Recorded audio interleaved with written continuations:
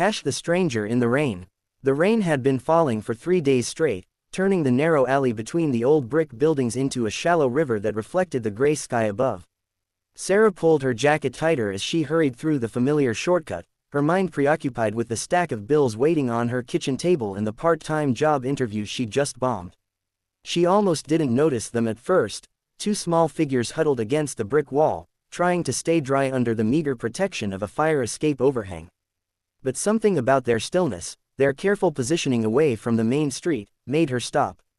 A boy, maybe 8 years old, sat with his back against the wall, his arms wrapped protectively around a younger girl who couldn't have been more than 5. Both wore clothes that had seen better days, his knit cap pulled low over dark hair, her thin jacket doing little to ward off the chill. Their eyes held a wariness that no child should possess, the kind that comes from learning too young that the world isn't always safe. Sarah's heart clenched. She crouched down slowly, not wanting to startle them, and reached into her purse. Her fingers found the granola bars she'd been saving for lunch and the small bottle of water she always carried. "Hey there," she said softly, extending her hand with the food. "You two look like you could use this."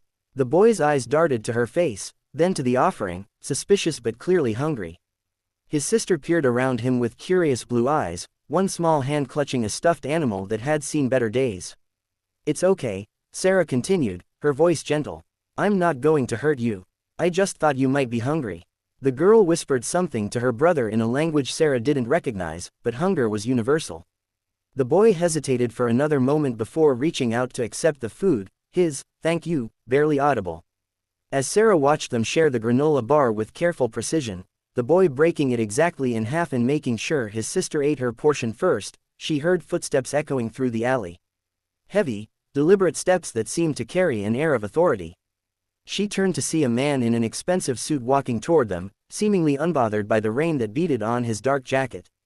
There was something about his presence that felt different from the usual foot traffic through the alley, more purposeful, more intense. His eyes weren't on Sarah, but rather scanning the area with the methodical attention of someone looking for something specific. The children pressed closer together, and Sarah instinctively moved to shield them from view. She didn't know why, but every maternal instinct she possessed was suddenly screaming that this man meant trouble. "Excuse me," the stranger said, his voice carrying a slight accent she couldn't place. "I'm looking for 2 children. A boy and a girl. They would have come through this area recently." Sarah's pulse quickened. Behind her, she could feel the children's tension, the way they seemed to shrink further into the shadows. The girl's grip on her stuffed animal had tightened until her knuckles were white. "I haven't seen any children," Sarah lied smoothly, surprising herself with how easily the deception came. "Just been trying to get out of this rain myself." The man's dark eyes studied her face, and she had the uncomfortable feeling he could see right through her. But after a long moment, he nodded and continued down the alley, his footsteps gradually fading into the sound of falling rain. Sarah waited until she was certain he was gone before turning back to the children. The relief in their faces told her everything she needed to know about her decision to protect them. "Who was that?" she asked gently. The boy looked up at her with eyes too old for his face. "Bad man," he said simply, his English heavily accented but clear. "He want to take us back." "Back where?" But the boy just shook his head, pulling his sister closer. The girl whispered something urgent in their native language, and fear flickered across both their faces. Sarah made a decision that would change everything.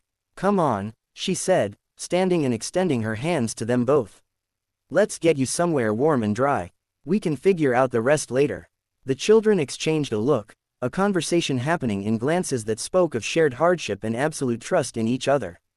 Finally, the boy nodded and helped his sister to her feet.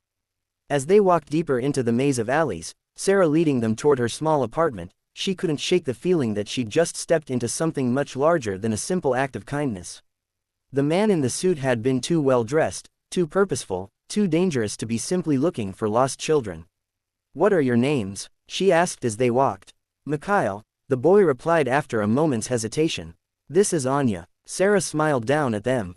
"I'm Sarah, and I'm going to make sure you're safe." She had no idea how she was going to keep that promise, but looking at their small hands clasped together, their faces lifted trustingly toward hers, she knew she would find a way.